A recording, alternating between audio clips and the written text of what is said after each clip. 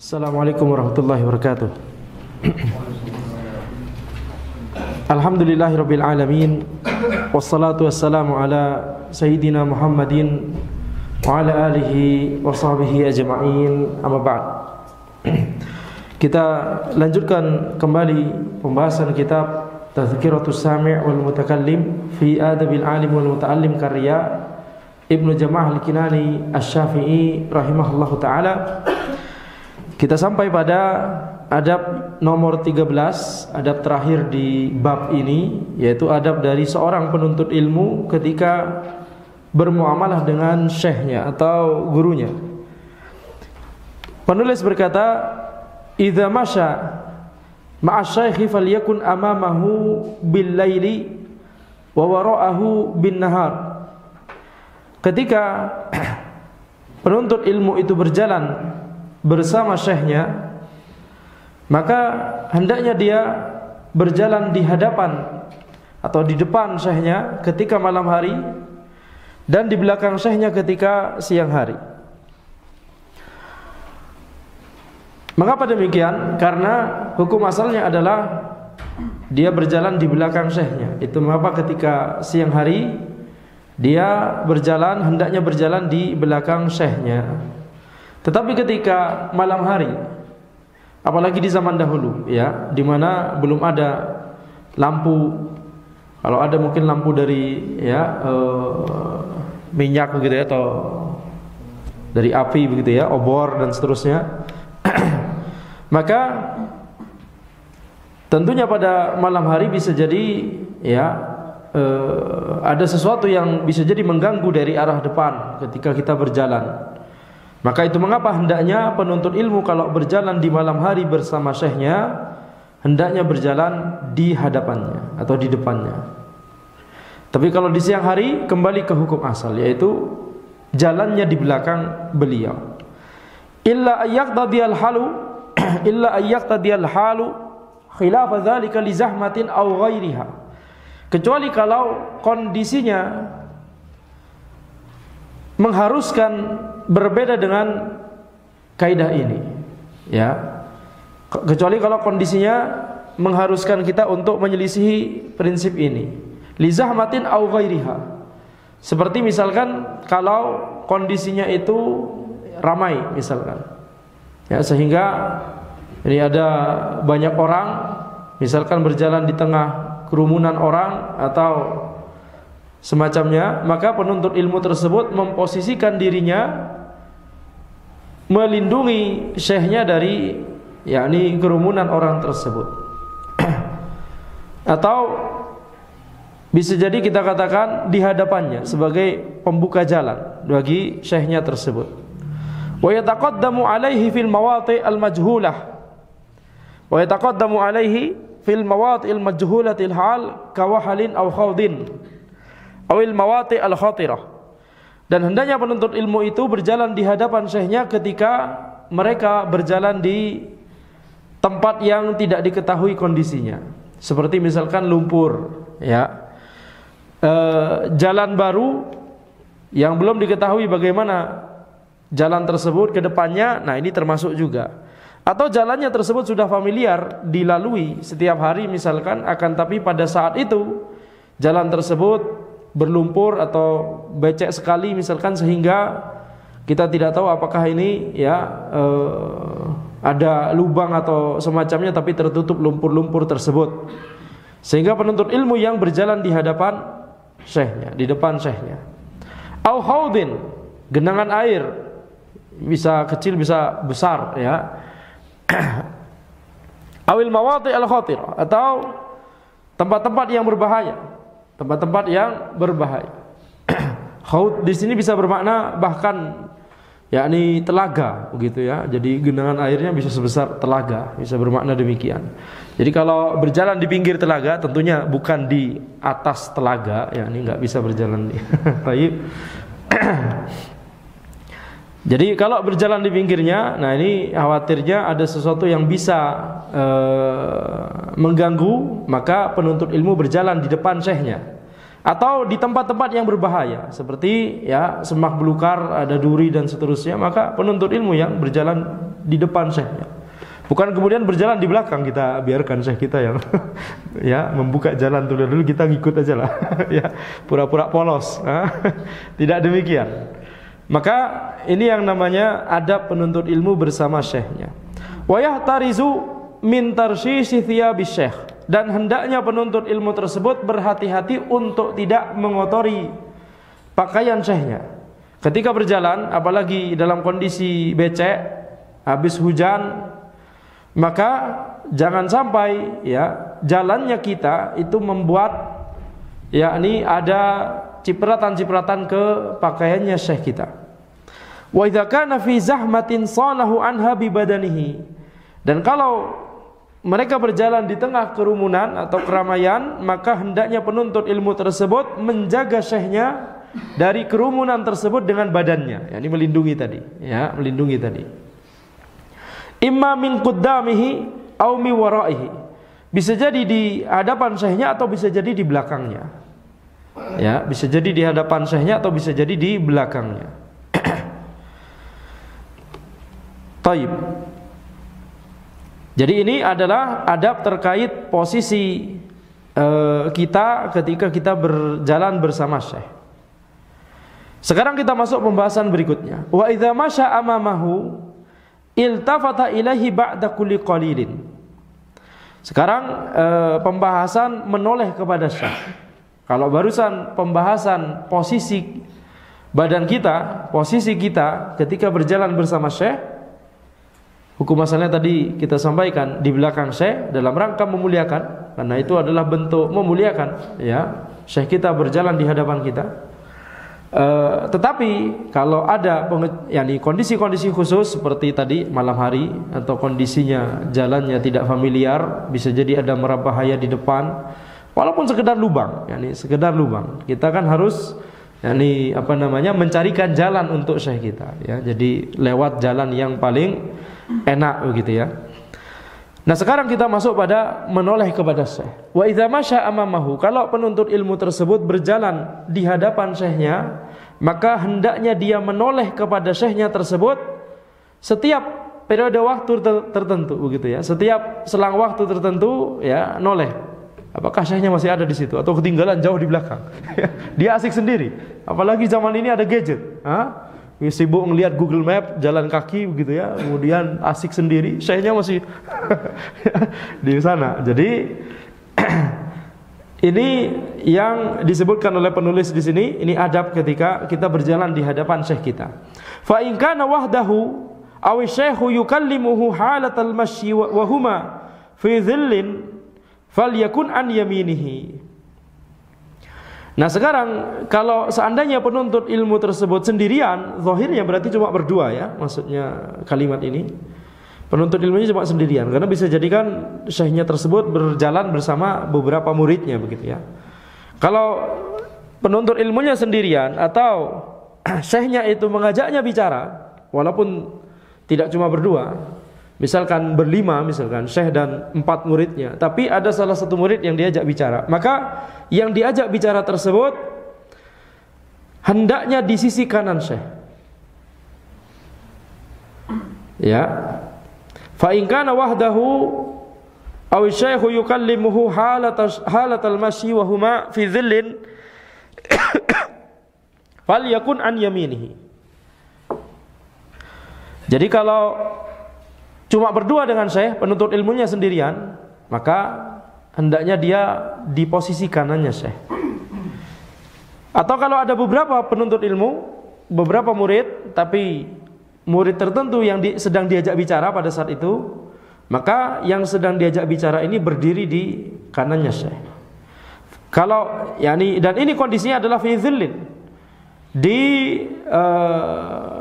bawah naungan bayang-bayang gitu, ya. Jadi ketika mereka mungkin sedang beristirahat atau bisa jadi berjalan, tapi di situ teduh gitu, ya, tempat yang teduh. Karena nanti kalau tidak demikian kondisinya, maka nanti akan dibahas oleh penulis, insyaallah. Nah, jadi hendaknya penuntut ilmu tersebut memposisikan badannya di sebelah kanannya syekh. Wa qila an yasarihi, akan tapi ada pendapat lain di sisi kirinya syekh. Tapi yang dipilih oleh penulis di sini yang lebih dikuatkan oleh beliau adalah di sisi kanan. Dari mana kita mengetahui? Karena beliau ketika menyebutkan pendapat di sisi kiri, beliau menyebutkan waqila, disebutkan bahwa. Ini menggunakan kalimat pasif, kata kerja pasif. Disebutkan bahwa. Ini menunjukkan bahwa ini pendapat yang dinilai lemah. Itu kaidah yang banyak digunakan oleh para ulama ketika mereka menuliskan kitab-kitab mereka. Misalkan menyebut dalam suatu masalah, mereka menyebutkan suatu pendapat, kemudian mereka berkata waqila, disebutkan bahwa ada pendapat lain. Ini berarti pendapat lain ini yang menggunakan kata kerja pasif tadi, disebutkan bahwa, ini kan pasif, betul tidak? Itu adalah isyarat bahwa beliau melemahkan pendapat tersebut. Ini kaidah dalam bermuamalah dengan kitab-kitabnya para ulama. Mengapa harus di sebelah kanan, atau mengapa hendaknya di sebelah kanan? Syekh Al-Utsaimin hafizallah menjelaskan bahwa ini tujuannya supaya sebelah kirinya Syekh itu bisa digunakan oleh beliau untuk misalkan buang dahak, meludah dan seterusnya. Sebagaimana kita mengetahui itu dibuangnya ke sisi kiri. Jadi kita berdirinya di sebelah kanan beliau. Mutaqaddiman alaihi qalilan la multafitan ilaihi. Hendaknya penuntut ilmu tersebut agak berada di depan Syekh, di sebelah kanan dan agak ke depan. La multafitan ilaihi, ya ini berarti sedang berjalan ya, berarti. Jadi tidak menoleh badannya ke Syekh, tapi tetap jalan ke depan, tapi posisinya di sebelah kanan dan agak ke depan. Kenapa? Supaya Syekh kita tidak begitu menoleh terlalu banyak ketika sedang berjalan. Ini zahirnya ketika sedang berjalan. Tadi hukum asalnya penuntut ilmu itu jalannya di belakang, betul tidak? Tapi kalau kita diajak bicara, maka kita di sebelah kanannya Syekh dan agak ke depan, supaya Syekh kita tidak begitu menoleh. Kalau kita tetap jalan di belakang gimana? Syekh kita bakal berkali-kali menoleh untuk berbicara kepada kita. Wa yu'arrifu syaikhu biman yakrubu minhu aw qasadahu minal a'yan illam ya'lami syaikhu bihi. Dan hendaknya penuntut ilmu tersebut memberitahu kepada syekhnya siapakah yang mendekat. Misalkan ada orang yang mendekat, ya, diberitahu, oh ini fulan bin fulan misalkan. Jadi diberitahu kalau syekhnya tersebut belum tahu orang tersebut. Jadi ini adabnya. Jangan sampai kita tahu orang tersebut tapi syekh kita masih harus kenalan dulu atau harus bertanya dulu ya tentang orang yang menghampiri syekh tersebut. Wala yamshi ila janibi syai' illa lihajatin aw isyaratin minhu. Baik, sebelum lanjut. Jadi masalah-masalah ini kalau ditanya mana dalilnya semua? Dalilnya adalah urf yang ada di kalangan para ulama dan penuntut ilmu. Ya. Masalah adab itu sangat berkaitan dengan masalah urf. Itu mengapa misalkan ketika Abdullah bin Abbas radhiyallahu anhuma, ketika beliau misalkan ada seorang sahabat yang lebih senior dari beliau, kalau tidak salah Zaid bin Thabit radhiyallahu anhu. Ketika Zaid bin Thabit ini berada di atas unta, di atas tunggangan beliau, maka Abdullah bin Abbas langsung menarik tali kekang unta dari Zaid bin Thabit, kemudian menuntun untanya tersebut. Ini sama-sama sahabat, tapi Abdullah bin Abbas lebih junior, lebih muda, dan Zaid bin Thabit tergolong gurunya. Maka orang-orang yang melihat Abdullah bin Abbas melakukan demikian, maka bertanya, kenapa antum melakukan ini? Padahal antum adalah seorang sahabat juga begitu ya, dan seorang ulama dan ya ahli tafsir dan beberapa bidang ilmu, bahkan bisa jadi lebih bagus Abdullah bin Abbas daripada misalkan ya, daripada Zaid misalkan. Tapi Abdullah bin Abbas berkata, demikianlah kami diajarkan oleh Nabi Muhammad SAW. Ini masalah urf yang ada di kalangan ulama dan penuntut ilmu. Sehingga ya wajib bagi kita dalam masalah adab untuk mempelajarinya dari para ulama. Sebagaimana yang kita lakukan sekarang, kita sedang mengkaji kitab para ulama sehingga kita menjadi tahu, oh ini urfnya. Jangan kemudian kita menganggap bahwa atau menjadikan urf kita sebagai standar. Urf kita di lingkungan kita yakni di lingkungan pertemanan kita bahkan, ya bukan lingkungan masyarakat secara umum, tapi lingkungan pertemanan kita sebagai standar. Makanya waktu itu ketika ana mengkritik sebagian majelis yang panitianya pakai kaos oblong, kemudian ada yang bertanya, mana dalilnya? Dalilnya adalah urf para ulama. Ya. Jadi ketika itu tidak dianggap pantas oleh para ulama, oleh para penuntut ilmu dari zaman ke zaman, kemudian kita sekarang tiba-tiba ya mengatakan bahwa ini kaos oblong kan tidak masalah. Yang penting suci. Betul tidak? Itu perkataannya, yang penting bersih, yang penting suci. Tidak cukup cuma demikian. Kan tapi harus sesuai dengan urfnya para ulama. Dan para ulama dari generasi ke generasi, dari zaman ke zaman selalu memuliakan majelis ilmu. Selalu memuliakan majelis ilmu, dan diantaranya adalah dengan mengenakan pakaian yang layak, yang sesuai dengan keagungan ilmu dan majelis ilmu. Taib. Dan inilah pentingnya kita bermuamalah langsung dengan para ulama, para masyayikh. Ya, inilah pentingnya kita bermuamalah langsung dengan para ulama, dengan para masyayikh. Dan kalau boleh ana katakan, kultur ngaji di zaman ini itu kurang ideal. Yang disebut ngaji di zaman ini, ada kajian, datang, pulang, betul tidak? Yang mendengarkan ilmu, masya Allah, dapat faedah ilmu, masya Allah, banyak sekali yang bisa didapatkan mungkin, kemudian pulang. Tapi tidak pernah bermuamalah langsung dengan ya syekh atau ulama atau ustadz yang mengajarkan ilmu tersebut. Di antara pengalaman yang ana rasakan ketika salah satu syekh ana, Syekh Ali itu mau pindah rumah pada saat itu, maka penuntut ilmu yang senior-senior langsung berinisiatif, langsung bergerak, langsung mengumpulkan para penuntut ilmu, murid-muridnya beliau, hafizallahu ta'ala, langsung kemudian mengkoordinir. Kita harus bantu-bantu, gitu ya. Ya, jadi harus bantu ngangkat sampai semuanya beres. Jangan kemudian syekh kita pamitan mau pindah rumah, kemudian jazakallah barakallahu fikum, semoga sukses pindahannya ya. Nah, tunggu kajian pekan depan. Tidak demikian. Nah, muamalah seperti ini tidak bisa didapatkan kalau kita cuma, ya bukan cuma juga, itu harus disyukuri ya. Tapi kalau misalkan ya ini cuma kajian, ada kita dapat poster dari sosmed misalkan, oh kajian di masjid ini pekan depan hari jam segini, hari segini dan seterusnya, datang kemudian pulang tanpa bermuamalah dengan syekh atau ulama atau ustadz, maka ini rugi sebenarnya, kurang gitu ya, kurang. Jadi kalau di zaman dahulu, yakni para penuntut ilmu itu bisa atau bersemangat untuk berinteraksi langsung dengan syekhnya atau ulama di tempat tersebut. Taib.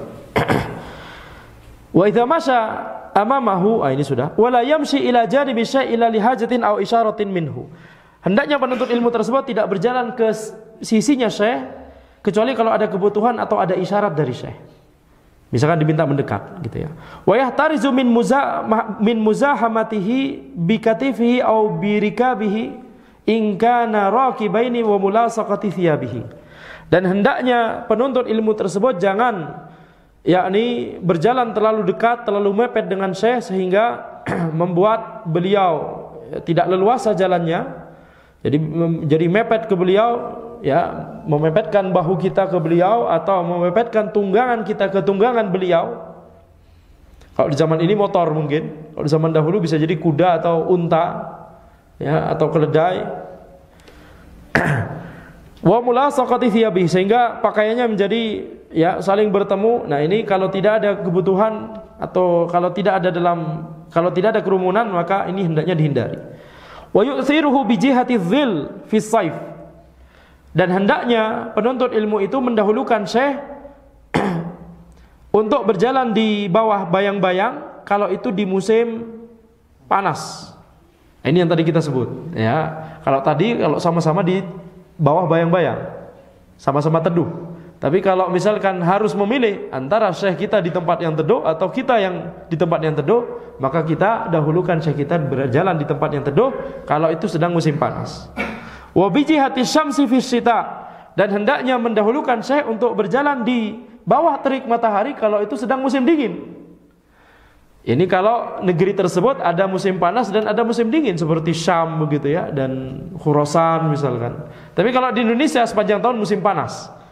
Baik, di Indonesia sepanjang tahun musim panas.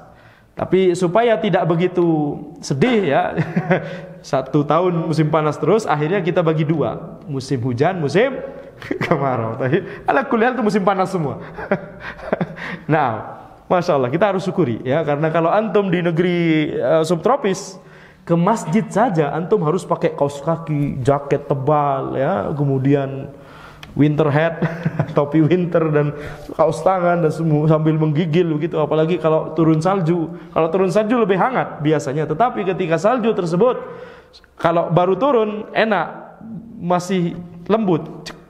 Begitu ya. Tapi kalau sudah banyak banyak dilalui oleh orang, itu menjadi keras dan menjadi licin sekali.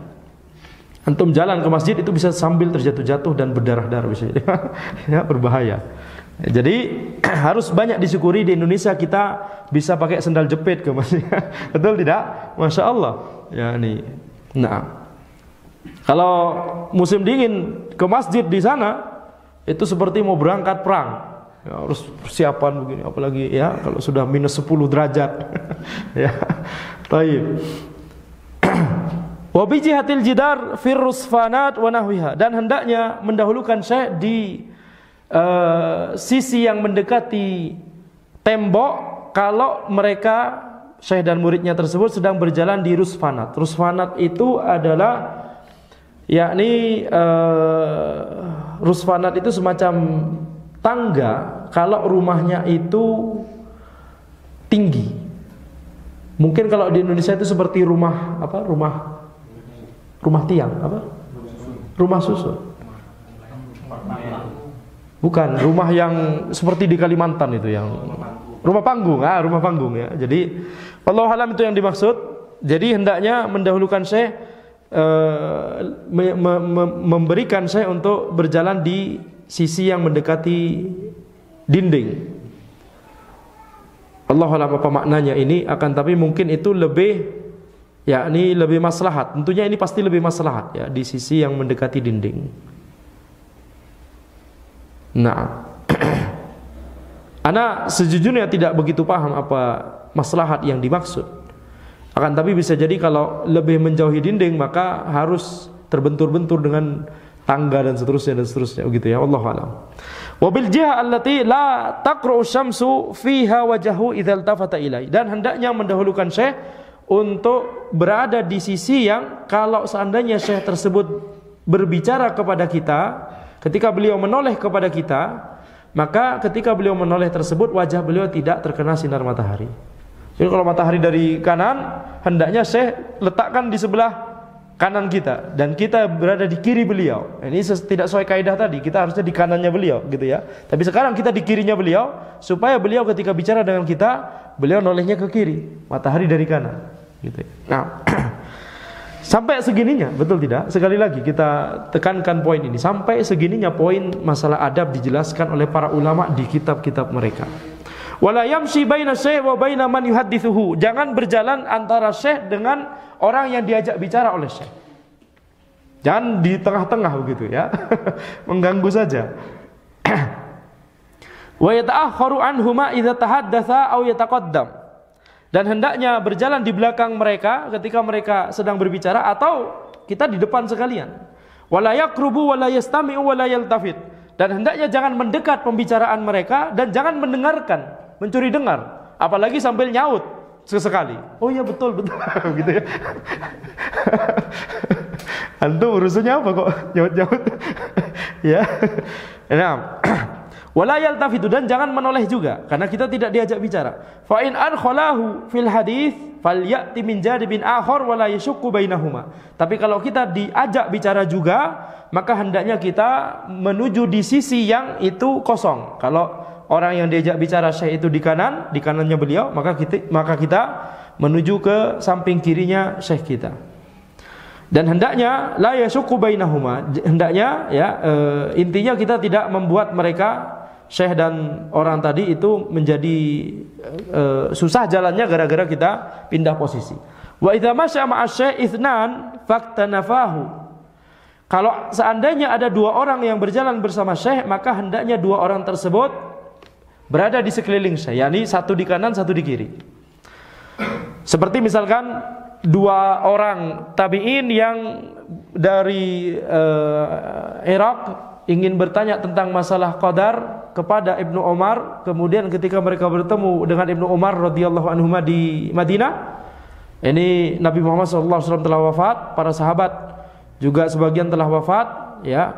Maka mereka berdua itu tabi'in itu langsung ke Ibnu Umar dan yakni satunya di sebelah kanan, satunya di sebelah kiri beliau. Faqad rajjaha ba'dhum ayyakuna akbaruhum an yaminihi. Sebagian ulama merojihkan bahwa sebagian orang, yakni salah satunya yang lebih tua itu di sisi kanan. Lebih tua atau lebih berilmu, ya. Dua penuntut ilmu tadi, yang mana yang lebih tua atau mana yang lebih berilmu, hendaknya di sisi kanan. Di sisi kanannya syekh. Wa illam yaktarifahu taqaddama akbaruhuma wa ta'akhkhara asgharuhuma. Tapi kalau mereka tidak bisa di kanan kirinya syekh, maka yang lebih tua atau yang lebih berilmu dari penuntut ilmu tersebut di depan, dan penuntut ilmu yang lebih muda atau lebih sedikit ilmunya karena baru ngaji misalkan di belakangnya. Tapi ini dua-duanya sama-sama di sampingnya syekh tersebut, misalkan di samping kanannya. Wa idza sadafa asy-syaikhu fi tariqihi bada'ahu bisalam. Sekarang kita masuk pembahasan yang berbeda. Ketika kita bertemu dengan syekh kita di jalan, maka kita hendaknya yang memulai dengan salam terlebih dahulu. Ya. Wa yaqsiduhu in kana ba'idan, dan hendaknya kita memberikan isyarat kepada syekh kita kalau kita dari jauh. Ya, kalau sama-sama melihat, kita dari jauh kita memberikan isyarat dengan tangan misalkan. Wala yunadihi wala yusallimu alaihi min ba'id. Jangan memanggilnya dari jauh, memanggil syekh kita dari jauh atau memberi salam dari jauh. Assalamualaikum syekh. Ustaz, sini Ustaz, sini. Di sini ada di sini. Gitu ya. Ustaznya masih bingung, mana ini? Jangan. Kenapa? Karena adab dari seorang penuntut ilmu itu adalah berbicara dengan tenang, tidak yakni berteriak-teriak, apalagi di jalan. Wala mi waraihi, dan hendaknya jangan mengucapkan salam dari arah belakang. Ya, kecuali kalau misalkan ya ada kebutuhan untuk itu, maka tidak mengapa.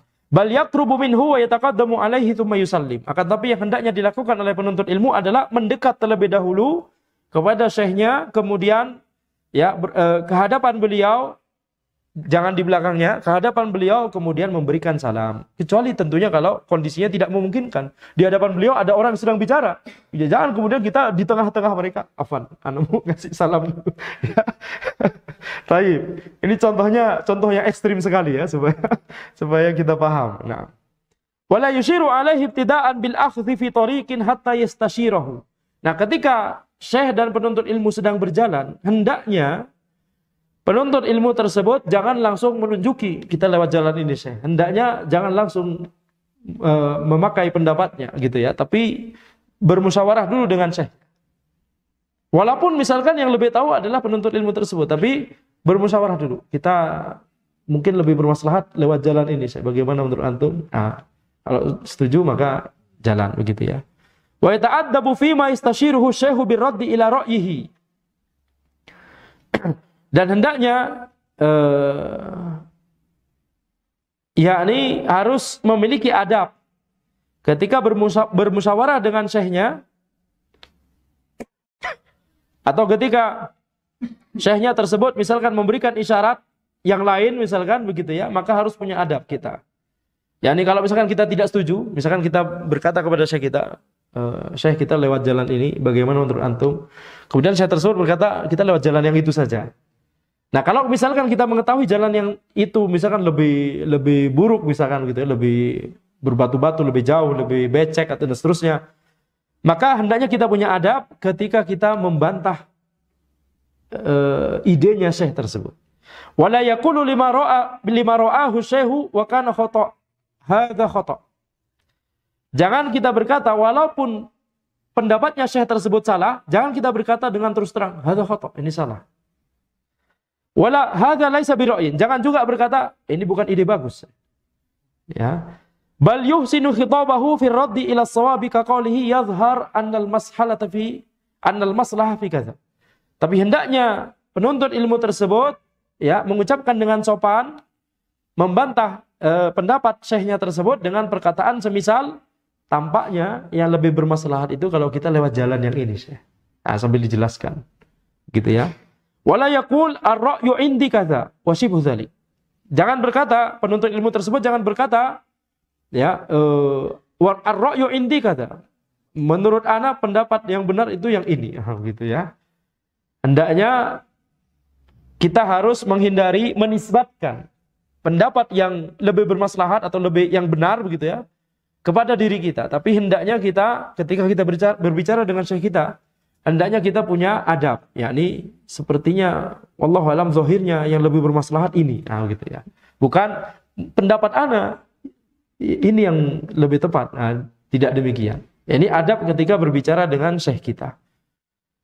Ini dalam masalah nyari jalan untuk berjalan. Demikian pula dalam masalah ilmu. Ya, demikian pula dalam masalah ilmu. Ketika syekh kita salah, wajib bagi kita untuk mengatakan itu salah.